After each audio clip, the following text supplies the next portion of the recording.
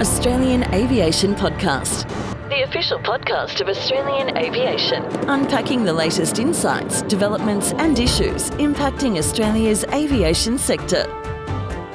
Hello, I'm Jake Nelson. Welcome to the Australian Aviation Podcast. Now, not physically with me in the studio, but on location in Honolulu, is my co-host and manservant who I've instructed to attack me at random intervals to keep my skills sharp, the Deputy Editor of Cyber Daily, David Hollingworth.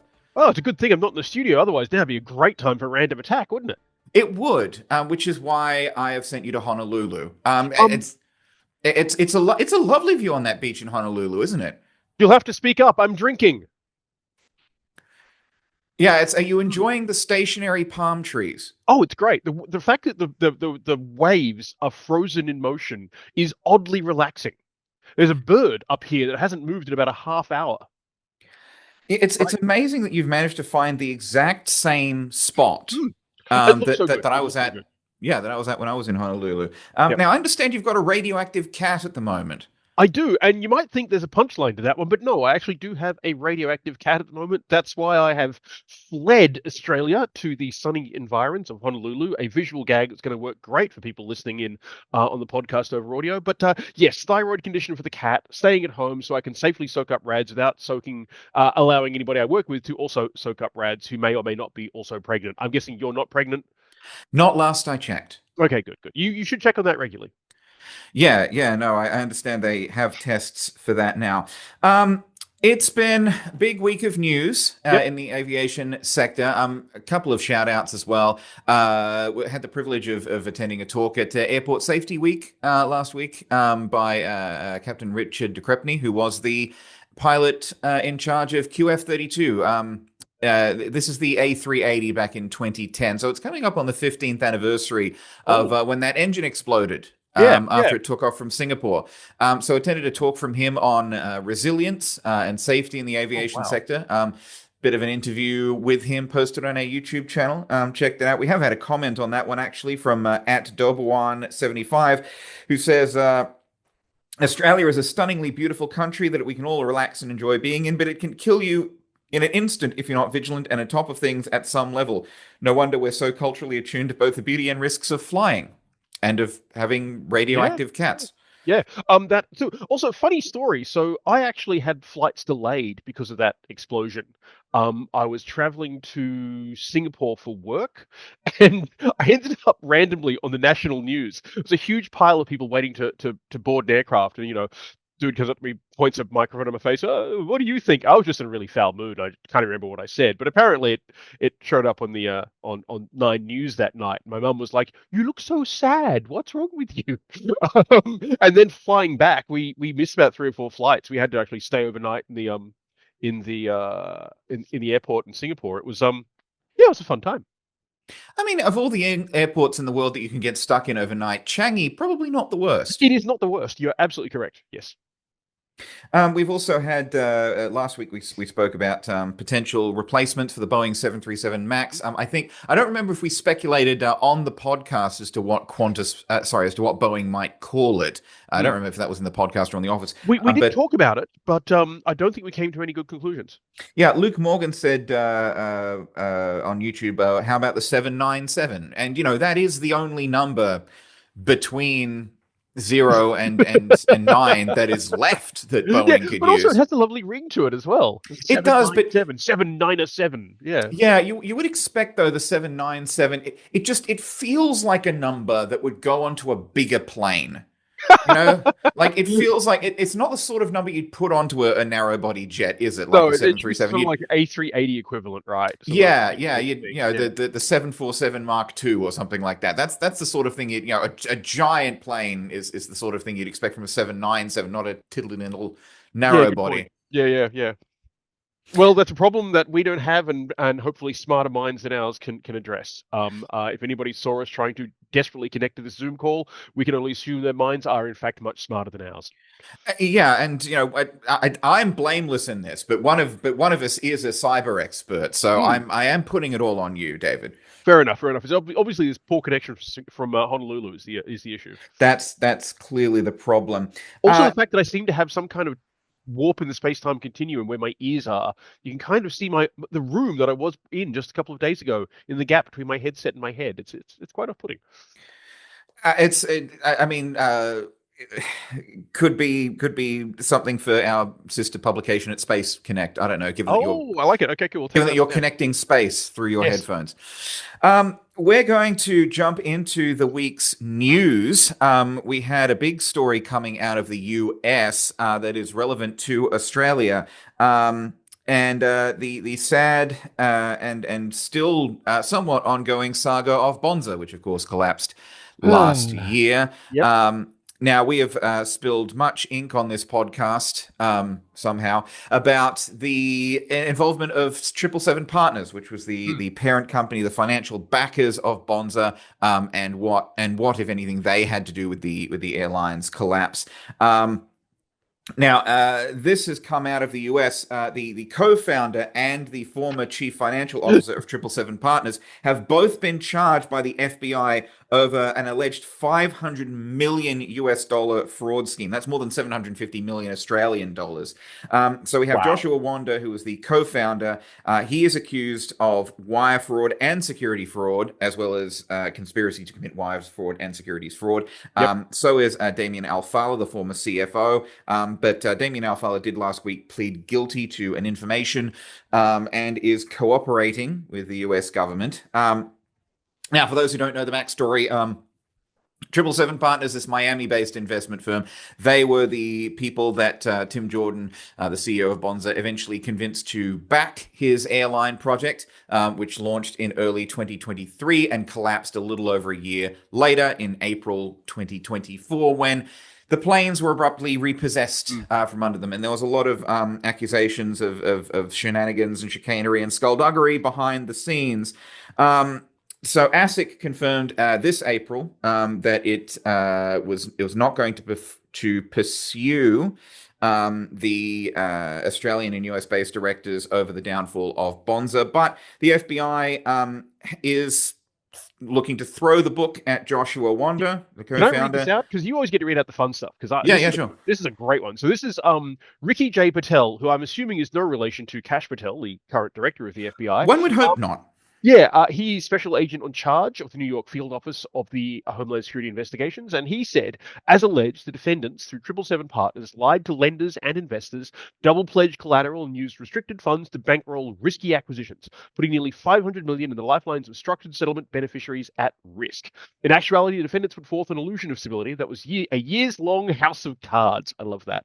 This alleged scheme was self-serving, siphoning funds meant for victims and leaving investors and lenders holding the bag. Yes, and we've also had Christopher G. Ryer, who is the assistant director in charge of the New York field office of the FBI, who said that Wanda and Alfalfa, and this is a quote from him, fabricated lies of success and doctored financial records to steal around $500 million. He said the defendants' alleged deceit targeted the wallets of trusting stakeholders to obfuscate the failing financial fiscal ventures of the business. And Jay Clayton, the U.S. attorney for the Southern District of New York, said that Wanda cheated lenders and investors by, quote, pledging assets that his firm did not own, falsifying bank statements, and making other material misrepresentations about 777's financial condition. Now, this is all, of course, allegations and charges by the FBI, has not yet been proven in court.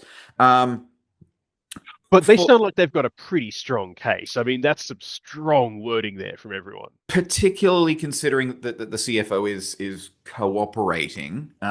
So he might always be able love that term, cooperating. So quite happy to be helping out here.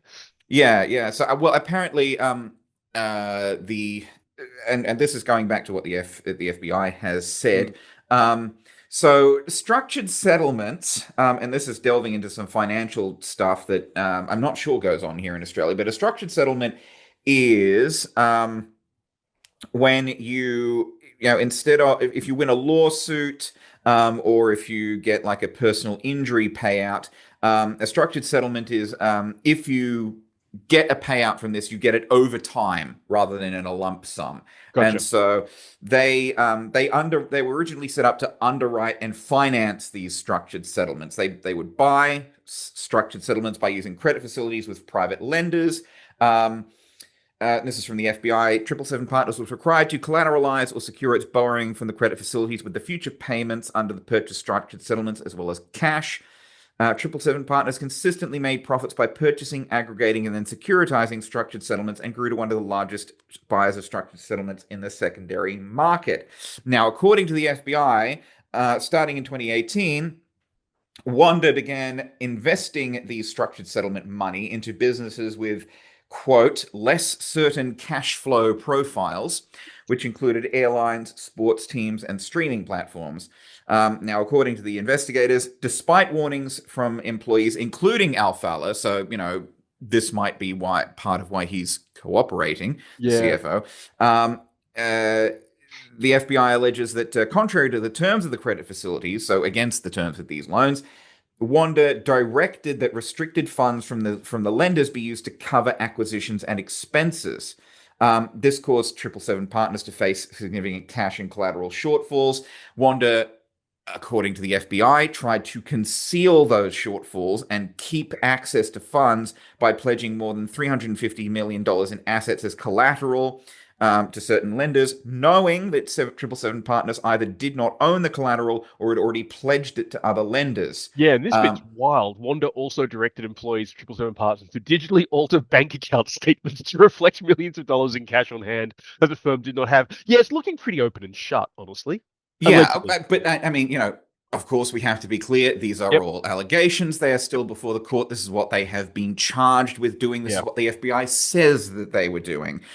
So they are each facing one count of conspiracy to commit wire fraud, one count of wire fraud, and one count of securities fraud. Each of those carries a maximum sentence of 20 years in prison, as well as one count of conspiracy to commit securities fraud, which carries a maximum sentence of 5 years in prison. Now, 777 Partners in October 24 was declared bankrupt by a court in London. It still owes hundreds of millions of dollars to its lenders.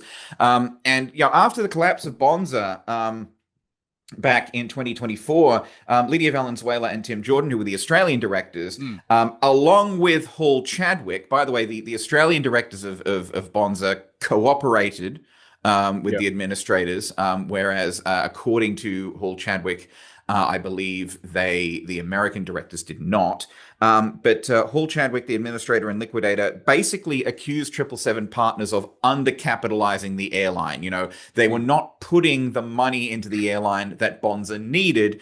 And so that's what caused it to collapse. And, according to sources that we spoke to last year as well, it was 777 Partners that were responsible for paying the leases on these aircraft that were later repossessed. So it was all kind of a big mess. Yeah.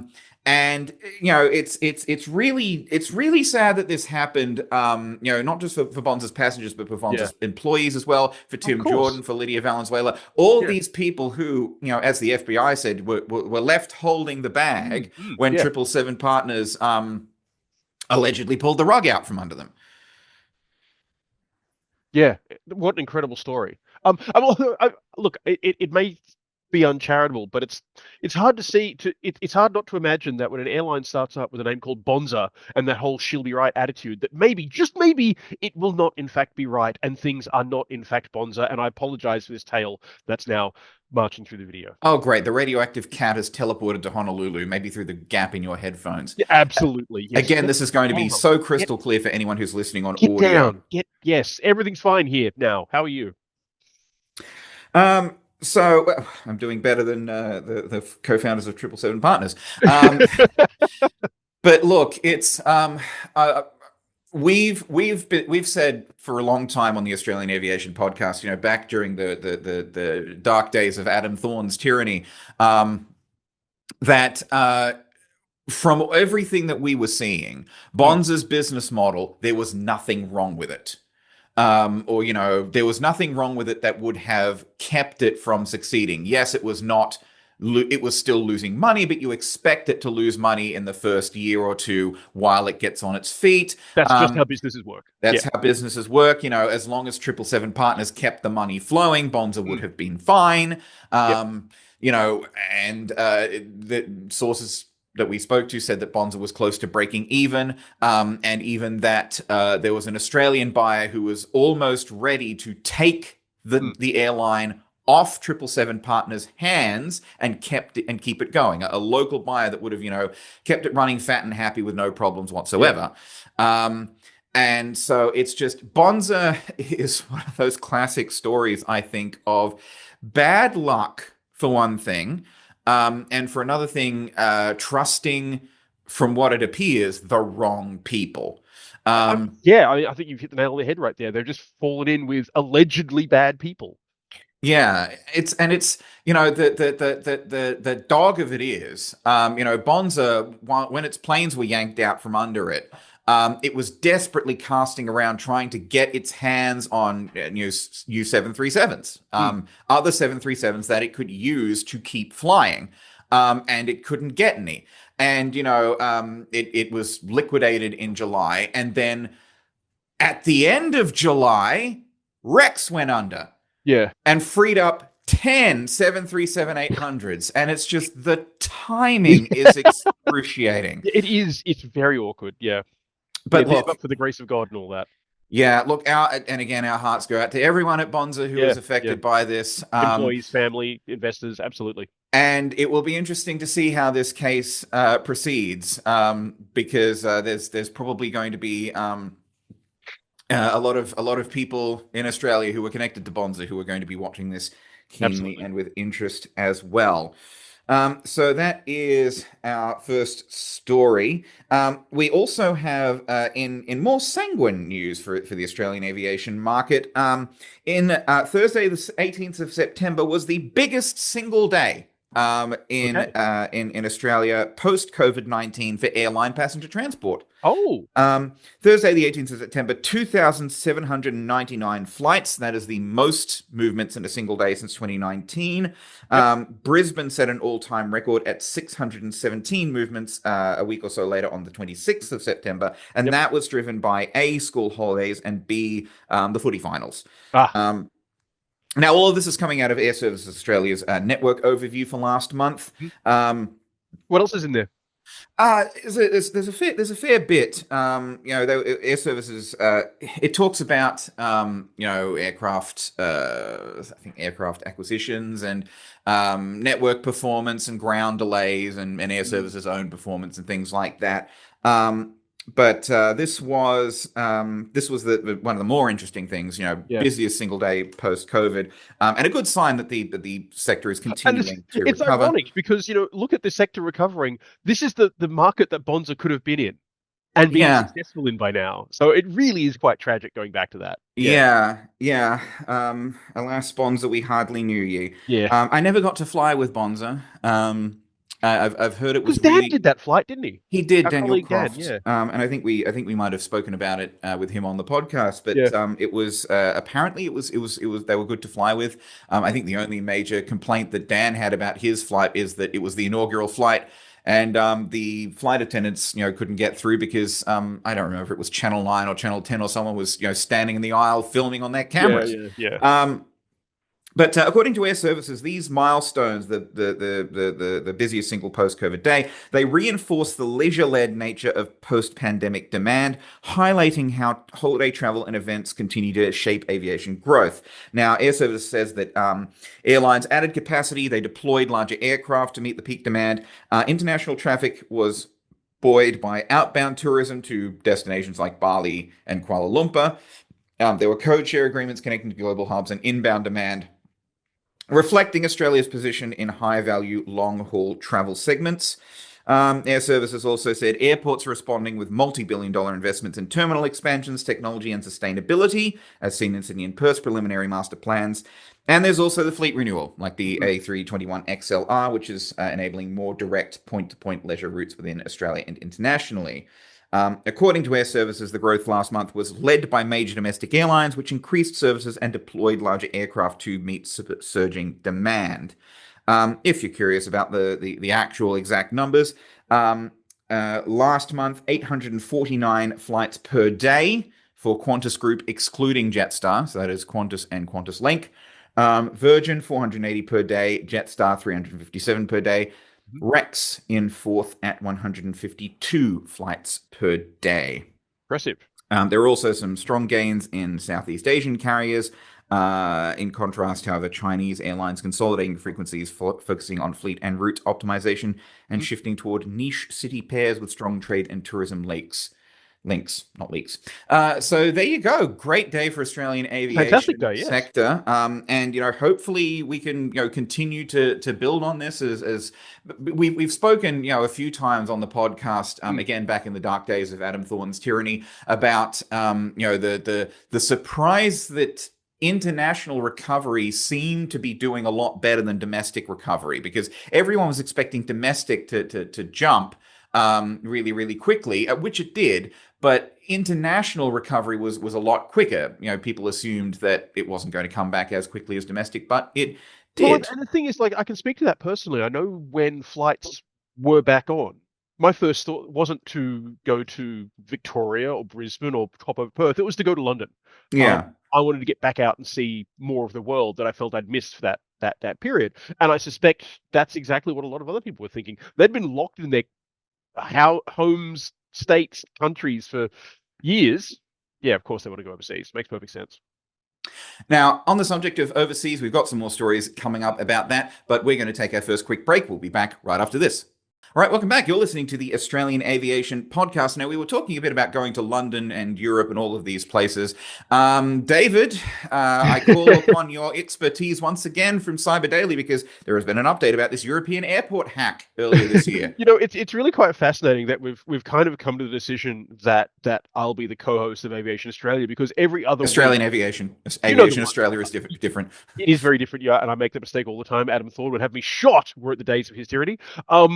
But the aviation sector is increasingly getting targeted by all kinds of threat actors. And in this case, what we know is that a cyber attack of some kind took down the boarding and ticketing operations at Heathrow, Dublin, Paris, somewhere else that I can't remember. Brussels? Anyway, Berlin? Brussels, that's the one. Brussels, yeah, maybe Berlin. Maybe it was the B word. Regardless. So we're talking, they're handing out handwritten boarding passes, and I saw a couple of these. It's a blank boarding pass, someone's handwritten on it, and I just imagine traveling like that would just be absolutely surreal. It'd be a great souvenir.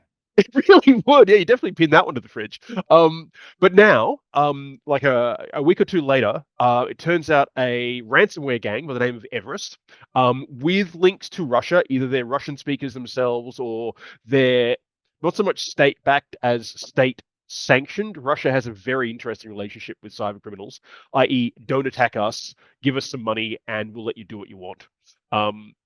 But anyway, they've come forward and said, we're the ones who did it, and they're planning on releasing that data they took. We don't know what the nature of that data is yet, within days at time of speaking. One data set is called Collins Aerospace Database Download. Another is called Muse Insecure, Inside Collins Aerospace Security Failure. And yeah, at the moment, I'm literally watching the countdown on their leak site, because obviously I wasn't going to write about it when this happens. But yeah, so this is just a cyber criminal that has managed to disrupt travel for days, if not longer, at 4 major European airports. And as I said at the time, as other experts said at the time, these are just criminals, and look at what they've done. This could easily happen anywhere in the world. It could certainly happen right here in Australia. And if it's just criminals that manage to do this, imagine what some of the resources of a state actor might do. Absolutely. No, you're absolutely not wrong. I mean, at the time, Nigel Fair, professor of practice at Monash University's Department of Software Systems and Cybersecurity, said that Australian airports should take note. Flight delays arising from the outage at Heathrow and other European airports for the electronic check-in and baggage drop showed how technically interconnected flying is. It highlights the importance of third-party systems connecting airlines, airports, and the IT integrators that keep operations running. So yeah, one attack, 4 airports down, and the long tail of the attack is still playing out as these hackers are threatening to release data. One thing which is kind of amusing, they'll be releasing what they're calling an FTP access list as well. There's also a section on their leak site. So the leak site is on the Tor network. It's what's called usually the dark web. There's a news for the CEO, enter the password for access. So what this means is at some point, this threat actor has dropped a ransom note that presumably has made its way to the CEO of Collins Aerospace, who does the Muse and Secure platform. And they've got their little section on their website. The CEO can log in and have a chat about, whether or not they're going to be leaking that data and how they could possibly get around that, i.e., pay a lot of money. Has there been any word from Collins Aerospace about this? Look, they have said yes, there has been a cyber incident, obviously. They're working with the airports to mitigate it at the time, and I have reached out to both Collins Aerospace and their parent company, RTX, which also owns Pratt and Whitney and Raytheon, two very big defense contractors. And perhaps unsurprisingly, I've not heard back. So they're staying mum, and also this is an active incident, effectively. So I can't say I'm that surprised. They're probably, they're waiting and seeing like the rest of us, I guess. Now, how much evidence would you say is there against Everest? Would you say like a mountain of evidence? I would say there's a large, bulky, pointed, possibly snow-capped mountain of evidence that they're providing for themselves. This is the thing. They're trying to prove they did it themselves. They're falling over themselves. They go, hey, we're the criminals. Look at us. We're the bad guys. So, yeah. Are they doing it in a fit of pique? I'm refusing to rise to this occasion. You don't want to do something about this? I will leave the podcast. for our listeners watching or listening on audio, David did just put his head in his hands, which is the goal. Okay. At any given moment. One there. You score one there. You score one there.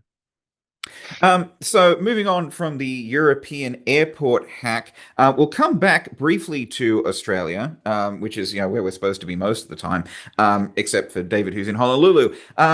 And we now normally every month on Australian Aviation, we hand out the Huey Award for the most reliable airline. We don't have the monthly data yet. We're as of time of recording, we're still waiting on that. So if you're Huey, if you out there are Huey heads waiting for the Huey news and the Lewis, please stay tuned. We probably will have it next week. But we did get the Bitra data on-time performance for last financial year 24 to 25. And in that data, Qantas was the most on-time major airline group. So Qantas, Virgin Australia, and Jetstar. I mean, Jetstar is technically Qantas, but it's counted separately. So, according to these Bitra figures for last financial year, Qantas Group beat Virgin Australia overall in both on-time arrivals and on-time departures. But of the major airlines, Virgin had the highest completion rate. So, again, fewest flights cancelled. Yeah. Diving into the figures, 76.6% on-time arrivals for Qantas network, compared to 75.6% for Virgin and 74.8% for Jetstar. On-time departures, 77.1% for Qantas, 76.5% for Virgin, and 72.7% for Jetstar. Now, back in August, Qantas Group CEO Vanessa Hudson, and Qantas referred us to her statement, she said that Qantas achieved its best on-time performance since 2019, with more than 80% of flights departing on time in the second half of the year.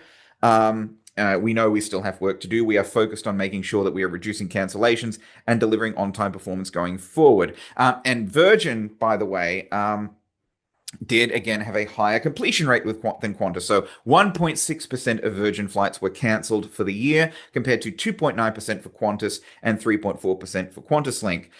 Virgin also points out that when taken individually, because a lot of the time, Qantas likes to mush Qantas and QantasLink operations together into sort of the red tail QF coded thing.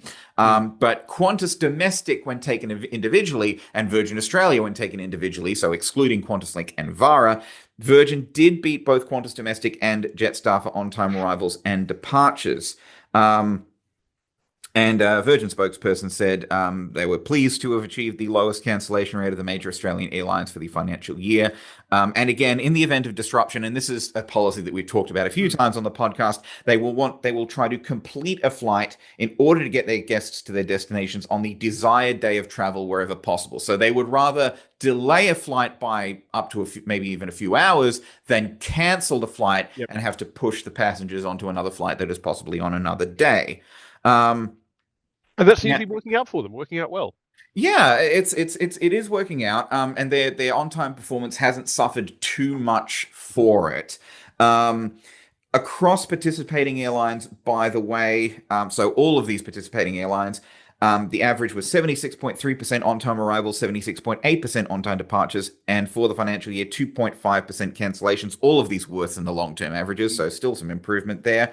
But kudos to this month's Huey winner, by the way, Hinterland Aviation. Which was the best performer in every single metric. 88.3% on-time arrivals, 92.2% on-time departures, 1.2% cancellations. Hinterland doing something right. Congratulations. Bravo.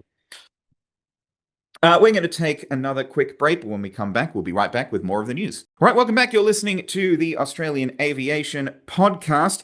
We were just talking about the on-time arrivals, on-time departures, completion rates for the major airlines last year.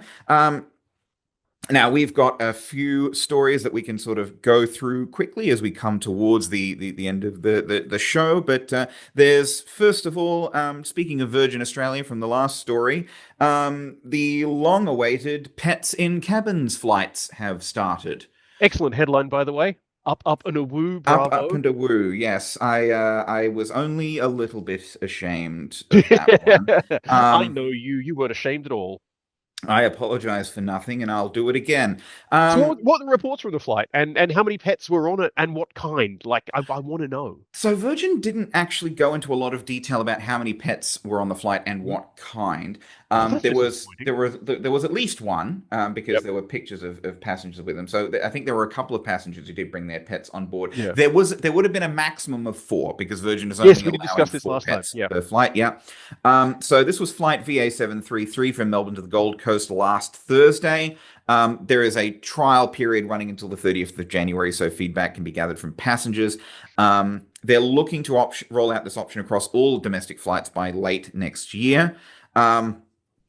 Dave Emerson, the CEO of Virgin, said that they've received incredible feedback from guests since going on sale. Bookings are stronger than anticipated. Over 50% of pet bookings have been made for the summer holidays. And yes, they want to ensure that there's no impact on guests traveling without pets. Dr. Katrina Warren, veterinarian who has worked with Virgin on this project, has said this has been working overseas in Europe and America for a long time. There is no reason it's not going to work well here. For people worried about things like allergies, the filtration, she said, quote, Virgin Australia has consulted with medical experts. The filtration on these planes is fantastic. The medical advice is that someone with an allergy only needs to sit a couple of rows away to be safe. If you are concerned, you can request to move your seat and staff will accommodate that. So first flight with the pets on planes seemed to go well. Apparently there was a bit of yapping that happened from the pets or from people complaining?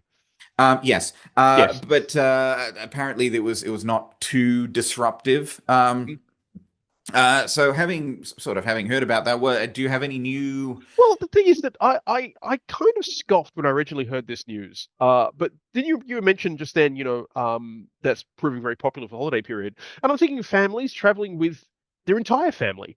The kids don't want to be separated from the pets. They don't want to go through the hassle of putting a dog or a cat, even, I guess, but particularly a dog into boarding. Take the whole family, including the pet. If you're going to a location like to the beach or somewhere, and pet-friendly hotels and stuff are loving this. Absolutely a thing. Yeah. So I actually really, one, glad it's come in.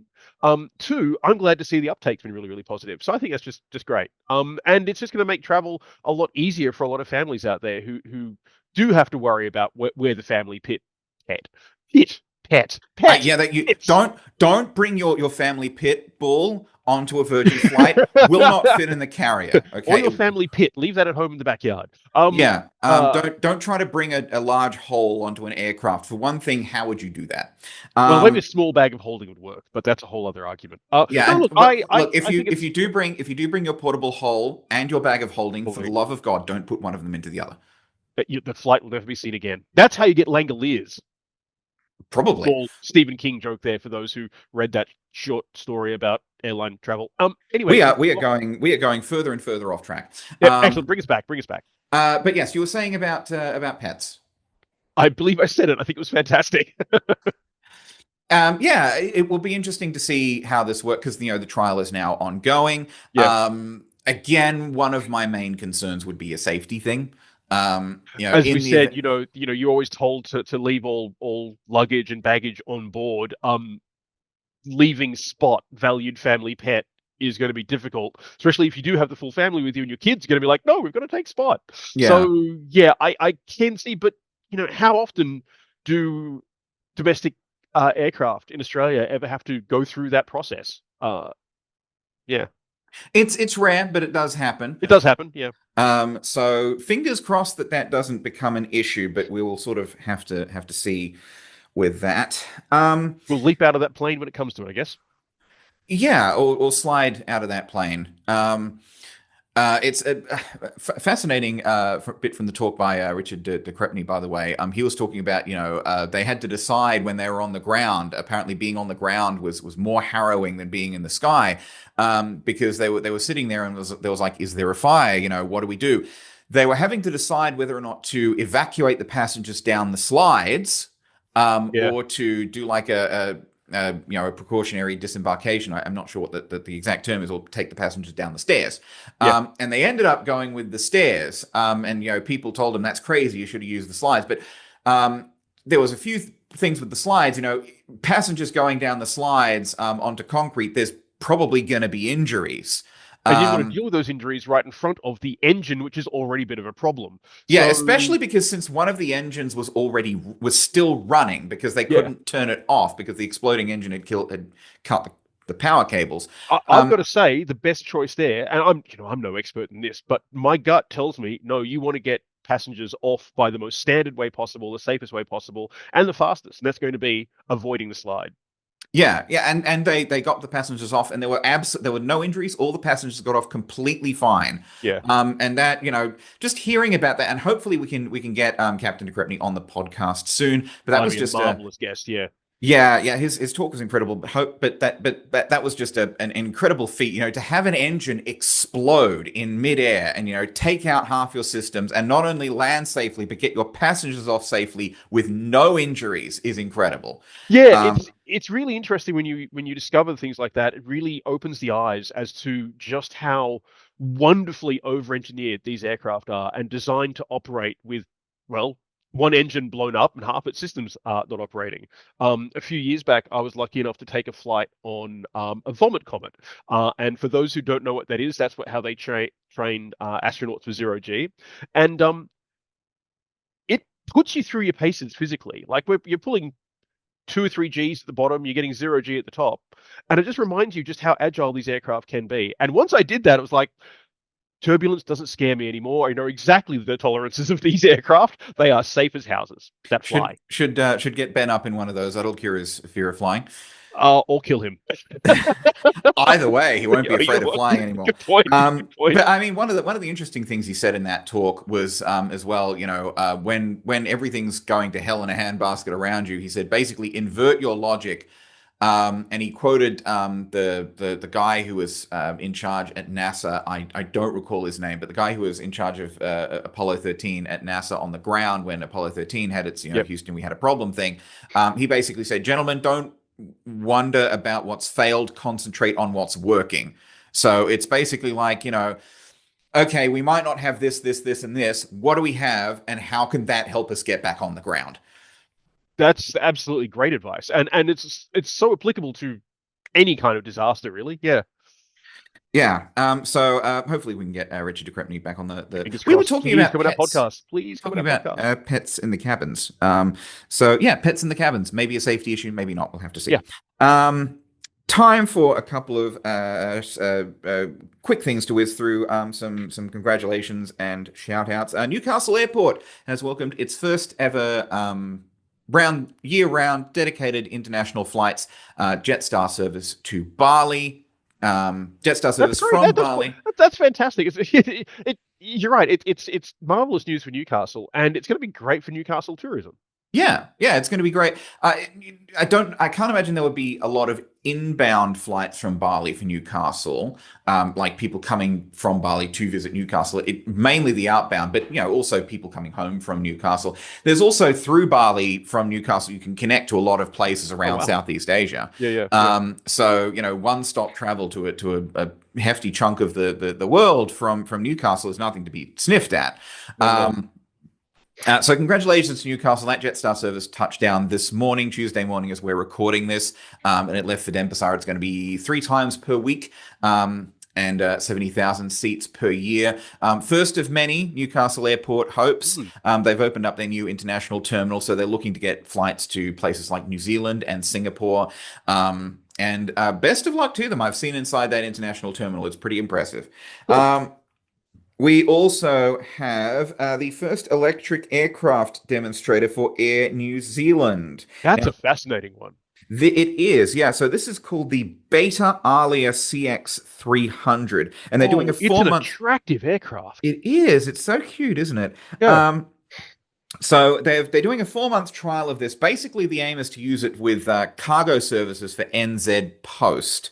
It's conventional takeoff and landing, so it's not a VTOL aircraft. It does need to go down a runway. But it's an initial technical demonstrator program. They want to see how it's going to perform in the local conditions. They want to see, they want to help familiarize the pilots and the engineers with how the aircraft runs. So best of luck to Air New Zealand with that. That is the Beta Alia CX300. Yeah, and great news. Hopefully, it's as people become more concerned with sustainability, we can see the greater uptake of aircraft like this. Absolutely, and air travel being one hell of a producer of pollution. Anything which cuts down on that, especially mail routes. I mean, this is perfect. Absolutely perfect for that kind of thing. Yeah. Now, this one I believe is battery electric. There's companies out there that are working on hydrogen electric models. Oh, interesting. And so these would be, smaller aircraft at first. You can't yet run a giant jet aircraft on electric power.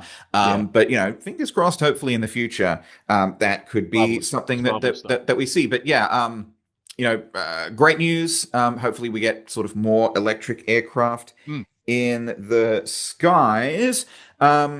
We have as well a really hearty congratulations to 16-year-old Byron Waller, who last week touched down back home in Brisbane after becoming the youngest person to do a supported round-the-world flight. He flew 41,700 kilometers in a Sling TSI, registered VHZMD, over 67 days. He'd left on the 9th of August. 3 different flight instructors accompanied him over the course of the journey. And He's quite the lad. At 14, he was the youngest person to fly around Australia. Yeah, and not only that, but I mean, he's had years of health troubles. He was diagnosed with Crohn's disease in 2024. Wow.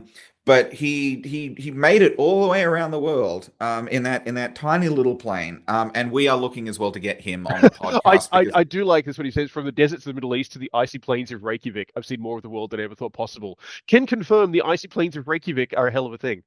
And also Keflavik, the main airport, which you probably would have flown into. That's a great airport. Small, really nice, and you often have to wait in the bar for them to de-ice the runway. It's great. Yeah, I've never been to Iceland myself, but I will put it on the bucket list. Yep. But it's phenomenal effort. Apparently, actually, he turned 16. He left when he was 15 years old. He turned 16 when he was in the air, and his birthday was shortened dramatically because on his birthday he flew west over the international date line.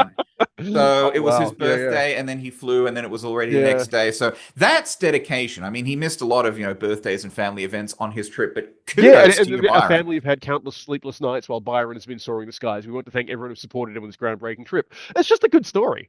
It's a great story, and like I said, we're looking to get him on the podcast soon. So stay tuned for that because it will be great to hear Byron's story. And I think ending on a somewhat odd note. I like odd notes. But we've had a story come out of Queensland over the past week. We spoke in the last issue of Australian magazine, Aviation Magazine, about weird and wonderful uses of drones, and they are using drones to kill fire ants. Fire ants being a particularly nasty problem because I'm a bit of an insect nerd, and I've done some research on fire ants. They are just so hard to eradicate, and they will out colonize any ant colony they find. So they're a real issue. Yeah, so this is part of a $24 million scheme to contain the fire ants. It's not. I think it's not so much poisoning the fire ants as interfering with the ability to produce mature worker ants. They're not killing the ants; they're killing the colonies. Yeah, so which is the same thing, but yeah. Slower. So the fire ant nests, and this is according to Reese Pianta here from the Invasive Species Council, they will die out over a matter of a few weeks to a few months. It is a very effective, reliable way. It destroys the nests that you can see and also the nests that haven't yet been detected. Yeah. So they're dispensing this treatment across a large area, 106,000 hectares by mid-2026. $24 million scheme as well. I mean, it's no small beans, but also it's no small threat. Yeah, and so they're using drones and they're using helicopters. And according to Tony Perrott, who's the Minister for Primary Industries up in Queensland, drones are an invaluable part of this treatment program. He said, quote, being able to have aerial application, and particularly with drone assistance, we can treat areas like this very successfully. So it's critical that we use every available method to be able to treat them. Sometimes it may be from helicopters and the like, but drones and agriculture are now becoming very common in respect of application of certain chemicals and certain treatment methods. Agricultural drones, and we mentioned on Australian Aviation a few weeks back, New South Wales, I think, is allowing farmers to, it's subsidizing some agricultural drone use as a safety measure. You know, better to be flying a drone around than to go out on a quad bike and break your neck. Absolutely, yeah. But drones in agriculture and in methods of pest control and things like this, they are becoming a mainstay. And to get all military on you, I mean, they're a real force multiplier. It's one thing, getting out in your little chopper or your little single engine prop plane to go and inspect a field. But for the cost of that, you can have dozens of drones operated by the one person sometimes, covering a whole lot of area. And as we know, agriculture in Australia covers vast distances. So drones are just perfect for that. Absolutely perfect. Yeah, and there's going to be like millions and millions more drones in the skies coming up, and I think Air Services is working on ways to better control and better track drones. But it's a great news story, especially if you hate fire ants, and frankly, who doesn't? Pretty much. Oh, actually, probably, there's probably ant fanciers out there who love fire ants, but, they're just different weird people. Yeah. I mean, we're certainly one to talk, aren't we? Okay. No throwing stones in glass houses. Well, that is all the time we have for the Australian Aviation Podcast today. We shall leave David to his beach in Honolulu with his stationary trees and his radioactive cat. Do check out the bar that's down the beach there somewhere. Everyone in that bar also stands perfectly still at all times while the sun hangs ominously in the horizon, neither rising nor setting. When you put it like that, it is a little bit weird. It is, isn't it? The lighting it creates is lovely, though. It's great, yes. But thank you to my co-host, David. Thank you to all the people I've mentioned. Thank you to you for listening. And we will see you next time on the Australian Aviation Podcast. But for now, from us, goodbye. Goodbye.